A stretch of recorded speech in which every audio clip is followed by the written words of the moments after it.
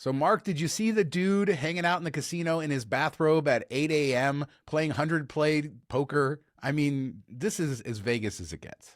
First, I'm like, okay, 8 a.m. He's just ready to go to the pool. Probably opens at 9. He's got his swimsuit on. He's thinking ahead, and he's got some time to burn. He's maybe going to grab like some Starbucks and then do a little gambling, get out in the pool, lounge a bit. And then I looked down and saw he had no shoes on. I'm like, bro, that's a bridge too far. And he's playing 100 hands at a time on video poker. This isn't some like random thing. This is a hardcore man doing some hardcore things in the casino. I mean, at least put on some flip-flops. You can't walk around a casino barefoot. That's gross. That's just nasty.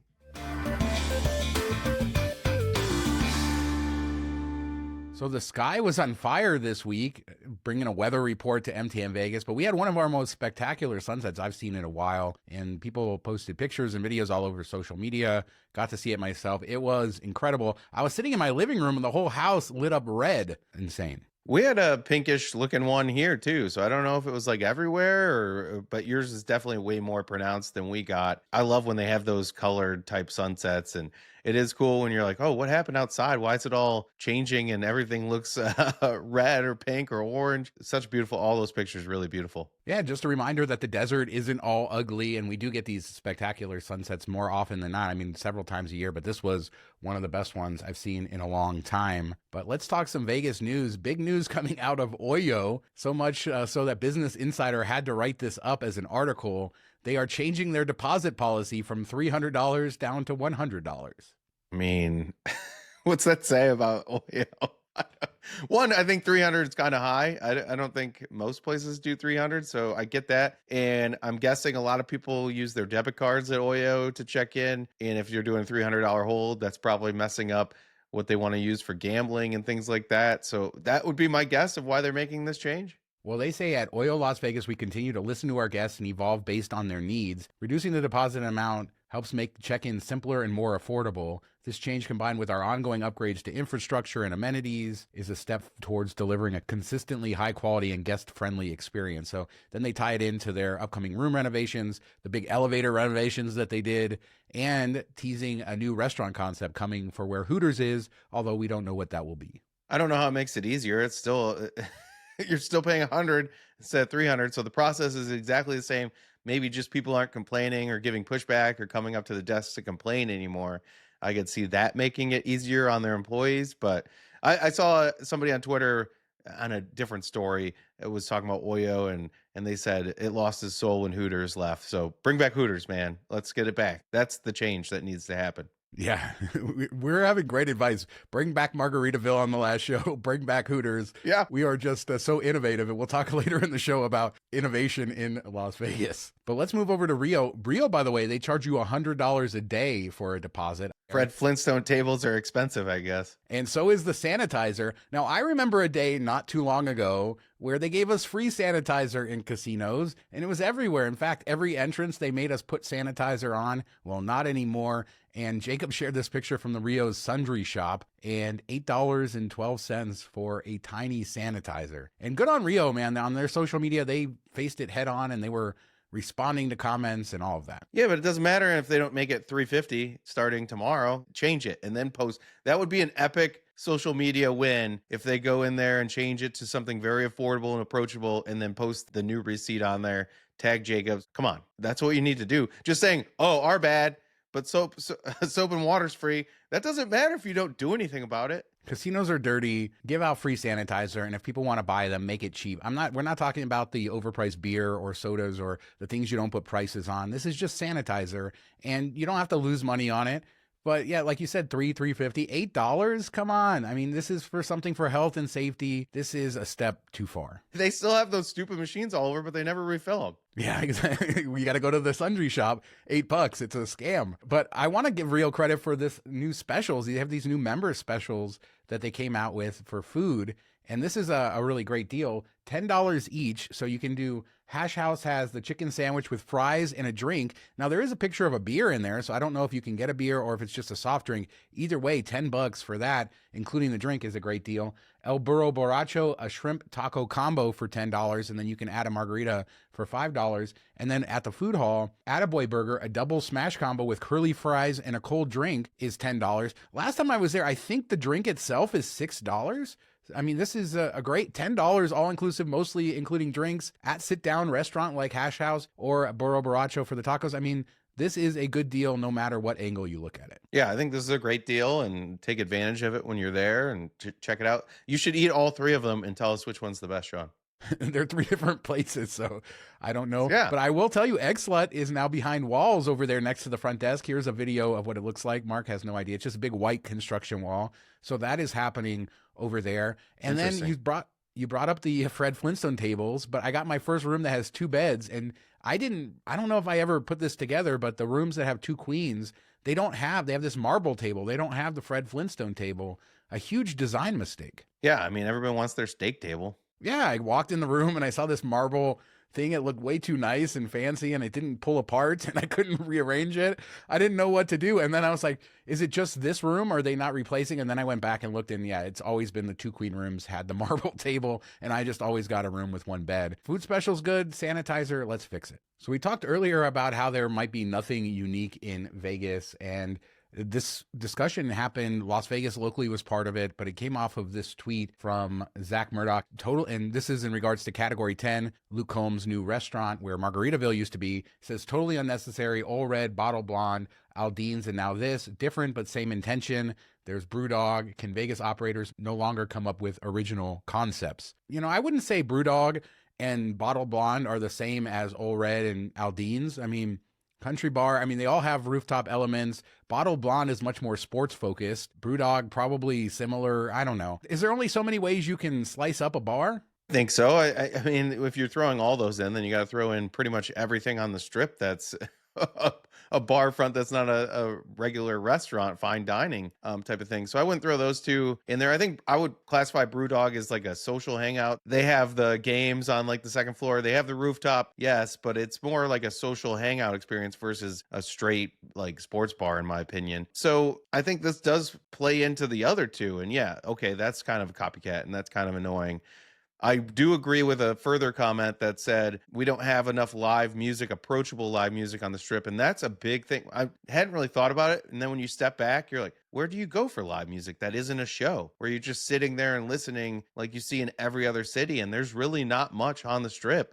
I mean, we always talk about the Shag Room at Virgin when we watched a band there and how approachable that was and how cool the experience was, and the band was really good. You don't get that on the Vegas Strip very often. So I get why they're leaning into that a bit. I don't know that this is still the small, approachable way to do that, but I can see having more live music is a good thing. Yeah, you're right. And that used to be the case where you had a lot more live music, a lot more lounges that were open to the casinos and lounge acts. And that has been cut back a lot over the years. And you said on the last show, Nashville West, we're kind of going for the Nashville vibe. What is the one thing that you notice when you're in Nashville? Is live, even in the airport, there's live music everywhere. And then as you're walking down the street, there's live music everywhere. And so that vibe, probably not a bad thing to bring to the Strip. Yeah, I think it definitely adds to the festivity of things, and it draws people in as they're going by. They hear a song they like. They're like, oh, let's go stop in there and have a drink, check it out. So I can see why they want to do that. I just think a 3-story Margaritaville would have been really cool.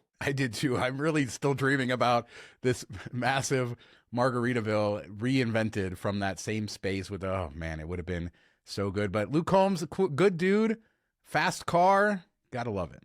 As a reminder, we have our Patreon. $5 a month gets you access to our weekly after show.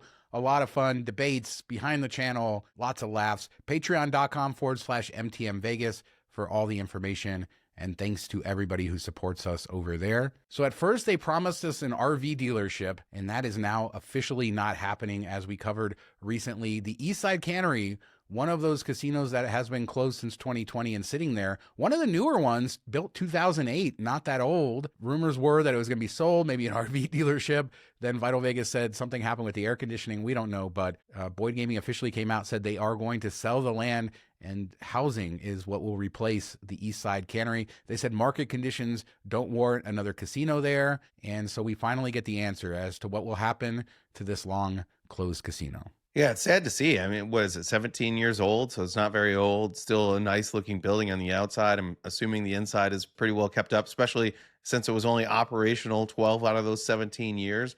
This is kind of insane, but they bought it basically to not have competition for their other casino, right? Yeah, or thinking that the market was big enough, Sam's Town right next door that they own.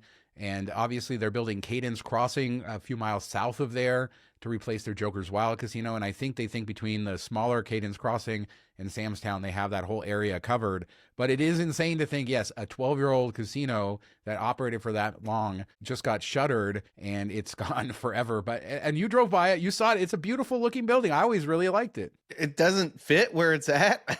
It just kind of looks stark contrast to everything else around it, but it is a nice building. Like if you put it in the city center, it would look perfect and match in there really well. I mean, the color would be a little bit different than everything else, but I think it would fit perfectly right mid-tier strip. And to all the old timers out there, Nevada Palace, shout out. That's what the casino that was there before. Used to eat there every once in a while. Great Chinese food back in the day. So yeah, the city just keeps progressing. But what about Glowfest, Mark? Did you see this thing that they're talking about? I guess this is going to be a lantern festival, holiday themed, but it doesn't start until December 20th. This was the biggest question I had, is this is going to be behind the monorail, in that lot behind the Sahara monorail station, and it's going to run from December 20th through February 22nd. And they describe it as more than just another light show. Glowfest reimagines the traditional lantern festival where technology meets artistry and emotion. They are promising to bring in local food vendors and stuff like that. There are no ticket prices yet, so I don't know how much this is going to cost. But if you're going to do holiday stuff, December 20th? I know, November 20th is when, right? When you want to give people time. And then I think they said Santa's going to be there for 5 days, 4 days. No, you got to go see him in February. For next year. They're getting a jump on next year. No, I think it looks unique, something kind of fun, cool, different. We've seen other light setups in Vegas, but this looks like kind of another level or maybe more intense. I don't know. We'll have to see how it all plays out. But they're missing all the rush by a month. I think it's going to hurt them. I mean, once you hit January and February, people are tightening their wallets. They don't want to spend money, especially for like a light show. And if it's holiday themed, they definitely don't want to go see. Hopefully it's multiple holidays. I don't know. Yeah, it's interesting. And this seems to be a local company. You know, Glowfest, I thought, well, maybe there's Glowfests all over the country and stuff. But when you go to their website, it's just this one. And wishing them the best. We'll cover more when we know how much tickets are. But like you said, there have been tons of holiday stuff in the past. I would expect we're going to have some more of those pop-ups this year. You have the FLM Garden. There's a lot of holiday competition here in Las Vegas. We talked recently about GVR's new logo. They unveiled that with their AI. So they really love using AI. I think this is AI as well, the AI Granny. Now, we were trying to discuss, remember where they used the Granny before. I think it was either on a Durango advertisement or a Red Rock advertisement. The idea being she's a bad and she's here to have fun. And they're trying to advertise all the new things at GVR, the new high limit room. Hanks is really popular, but they also show this new suite that looks incredible. People don't fly helicopters to Henderson very often. Is that what you're telling me? I don't think so. But if this is AI, I believe the Granny character is AI, but bringing her into GVR proper, into the scene, I think they did a good job, to the point where I'm second guessing. I believe it's AI though, 99.9%. You're just like hoping that we're gonna get just destroyed in the comments on this. But no, I thought it was a really good ad. It was fun. There's some good humor in there, and it showed a lot of the property. It looks beautiful in the video. That suite looks fantastic. I mean, I could hang out there for several days and not even need to leave. So it looks like they've done a lot of great things with the property. It was already a beautiful property, but taking it up to the next level for sure. And yeah, put the volume on when you listen to it. It's very funny. She's very funny. The Granny. She does a lot of fun stuff. You know what? It's basically the Deborah character from Hacks. Like if you've ever watched that show, they put her into this essentially. Except I love how the granny loves to laugh at all her own jokes. So she'll say something stupid and then she just cackles. I don't know anybody who cackles at their own Yeah. jokes. I would never know No. anybody. No. Derek Stevens, we love to talk about him, and Golden Gate, hashtag save the gate. We're still holding out hope here for the return of table games there. But did you know that that he didn't own the land? I did not know this, but the land beneath Golden Gate was still owned by the family of the original founders, like the grandkids now run it, and very interesting stuff. And the Review Journal has a great article with the history of all of that. But now he owns the land, and he paid $19 million for the land that Golden Gate sits on. Yeah, that is not a cheap price. It's not the biggest plot of land, so 19 million is pretty steep. But I love that he takes a dig at MGM and Caesars in the press release saying, yeah, I didn't want to do that where a real estate investment trust owns my land. And if he holds on to it for a long time, he'll make that money back. And then you also have that asset to sell in the future. It's a much better package if you own the hotel and the land that it's on. So I love that we complain about everybody else making stupid decisions doing this, and then he comes in and does the exact opposite. Yeah, he said exactly. He said it cost us a lot of money to buy the land, but that he'd rather own the footprint than lease it from an outside real estate investment trust, as many strip resorts do. So that's how it's sort of characterized there. Yeah, great for him owning it. Didn't know they didn't. And this just gives them more flexibility. As you said, that's an expensive piece of land at $19 million for, I mean, I don't know how big the footprint is, but it's not big. So let's talk sports gambling, starting with the NHL and their official partnership with Kalshi and Polymarket prediction markets. And this was a big sort of controversial thing that happened in the last week, where the NHL is sharing their data, their licensing, their logo with these prediction markets. At the same time, their gaming partners are not very happy about this, saying that there aren't consumer protections on the prediction market side. And so they kind of upset their gaming partners while opening up the door to these prediction markets in professional sports. I put this on the gaming partners for not having it in the contract that they can't go with outside type of games, like the sweepstakes type games, Polymarket games, all that stuff. You saw this coming. Like it's nothing new. It's been going on. It's been growing. So I'm surprised they wouldn't have put that in their agreements when they're giving all this money over to these sports franchises. I wouldn't be surprised if they demand that be put in on the NFL, NBA, other contracts going forward, because this definitely opens up the door for them to break into those sports too. I think it's important to say what the Gaming Association is saying. So here's their response today. The announcement that the NHL is partnering with Kalshi and Polymarket, prediction market platforms that currently offer sports-based contracts to consumers in all 50 states, is deeply troubling. These companies operate entirely outside the legal sports betting framework established by states, tribal governments, and federal law. In doing so, they threaten the integrity of sports and the protections in place for consumers. Let's be clear, Kalshi and Polymarket are offering sports wagers without any of the consumer protections or integrity standards required of licensed operators. They lack fundamental safeguards such as responsible gaming tools and anti-money laundering controls. On one hand, you have to think that the gaming companies are worried about losing business. On the other hand, they do make some good points here. Yeah, I think it's great points. And anybody that doesn't know how these markets work, it's a peer-to-peer type of betting. So you're not betting against the house, you're betting against somebody else on the other side of it. And these companies kind of facilitate that. And the downside is it's not regulated like the same as an online casino or sports book is. So you don't have those consumer protections. If something goes wrong, you don't have the gaming board to go to fight for you. So there's a lot of worry here, as well as, like they say, for the gambling aspect of it, that, you know, having no protections, player protections, things like that, if somebody gets in too deep. And then there's just like the moral side of things, where it feels great to take down a casino for a big win, but now you and I guess there's always somebody on the other side that's losing, because the casino's just trying to get their vig and break even on the bet. But this is direct to another person. So if you're on a hot streak and somebody else is on a cold streak, you're taking advantage of that. I don't know. It's just kind of feels dirty. For years, the leagues were so worried about gambling and how it would affect their business and being honest and fixing games and all of this sort of stuff. And now we've seen sports gambling legalized almost nationwide, and with these prediction markets almost essentially nationwide, even if you don't have the legal sports betting framework. And of course, this week, that huge story with the NBA broke, where you're talking about manipulating individual prop bets. Obviously, there was some poker stuff too with the mob, and very interesting story that broke. But as we see sports throughout our culture, throughout gambling, just is everywhere. And now the leagues are in on it. First off, how do we keep gamblers safe? But then how do you keep this stuff from happening, from a player throwing something when you have these individual prop bets? Is the whole industry going to have to reform here in order to keep this thing going? When you look back, there's always been an issue. Even when gambling was only in a couple states or was only through illegal books, there was still stuff. I mean, Pete Rose was making bets back in what, the 70s while he was managing. He says he never bet on his team to lose, things like that, but whatever. It still muddies the water. And then we've seen refs over the years already get busted for fixing games and things like that. And the problem is when these people get in too deep, they're only out sometimes is to do fix things, do shady things, to dig out of that monetary hole they built it up. And that's kind of what they're looking for here. Now, I think it's most of the, maybe all the sports, you can't bet on your own sport, but you can bet on other sport. Maybe you just need to make it that you can't gamble if you're going to be a player, because I don't know how you enforce that or oversee that. It's a messy situation. I don't know that taking their ad revenue out of these leagues would change anything.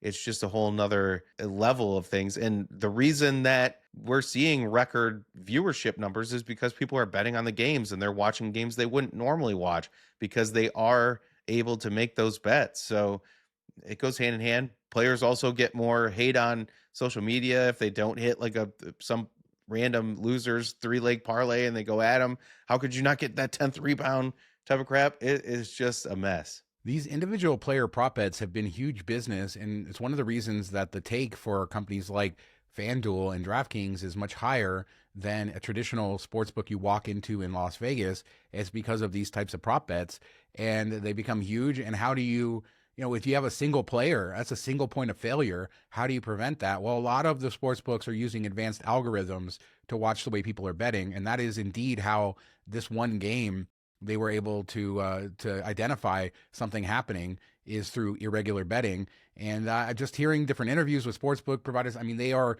becoming more aggressive. But going back to the leagues, at what point are they responsible if they're financial partners, they're advertising partners? They're on the inside now. They're no longer outside saying, stay away from our sport and messing it up. They are now cashing the check. So they have to be responsible for fixing the problem and making sure that not only is the game fair, but that it's fair for everybody who's betting on it and for the fans who just want to watch a legitimate sporting event. Yeah, and how about we pay refs for full-time wages? Don't let them work another job. Just make them only refs.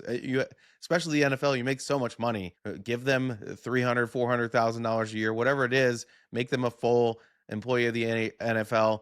Make sure they can't gamble. That's one of the rules of being in there. Just like anybody that works at a casino can't gamble at their casino. You work for the NFL, you can't gamble on anything. Something along those lines. That would be like a step that each league should make and kind of have, instead of being independent contractors or however it's set up now, have them be a full working entity, a part of the company there. I think that's the first thing. You need to get the officiating locked in, and then you maybe get rid of player props. I don't know how you could handle that with people throwing games. I think part of this was they were just getting insider information of, all right, well, this is going to be an easy load game for so-and-so. So they're going to probably get sat for the fourth quarter because it's like their third back-to-back or something like that. So they bet on the under of all the props because they know they're going to get pulled early. Things like that, which is more like insider trading than anything. To your point, you're betting against somebody who doesn't have that information, and maybe even this is worse than if you were betting against a book that has algorithms and all this information on what they're setting and what they're doing.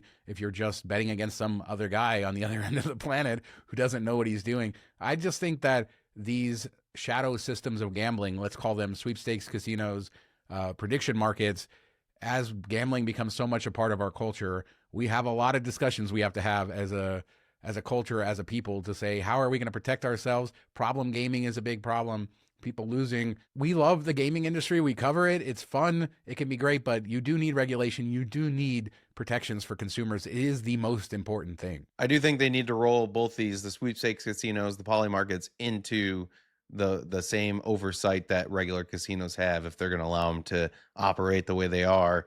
And this is just, I don't know how it's gone on this long. It's obvious what they're doing, and they need to change that, but that will take time, legislature and all that stuff. The last crazy part of this I wanted to talk about is that poker game. Chauncey Billups is accused of being part of these poker games along with many others that were run by some of the mobbed up families, and they were using this crazy technology like shuffling machines that read the cards in the deck to predict which player would get the best hands, and then it would communicate that to somebody else. Different x-ray technologies. So basically they would go down and they would set the game up, and then he would play and win, and they would fleece millionaires out of money, I guess. So technology is getting better. We kind of got an eye into how cheating is working too. Yeah, who's making these things? Like, why else would you be making that a shuffle machine unless it was to rip people off?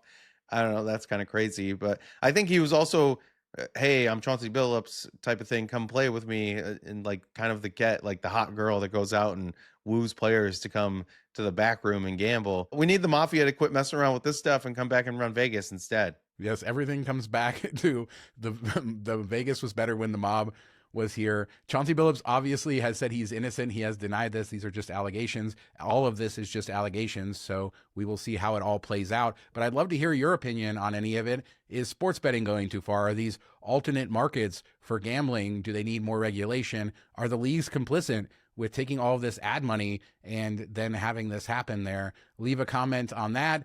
Glowfest, GVR Granny. Oh, the sun, the beautiful sunset lighting up the sky. Leave a comment. We do 2 shows a week, Tuesdays and Fridays, and we'll be back in a couple days with another show. Thanks so much for watching. Talk to you next time. Hopefully she is AI, or we're going to have to be like, oh, our bad, 4,700 times in the comments. What's different than any other show? Thanks so much, guys.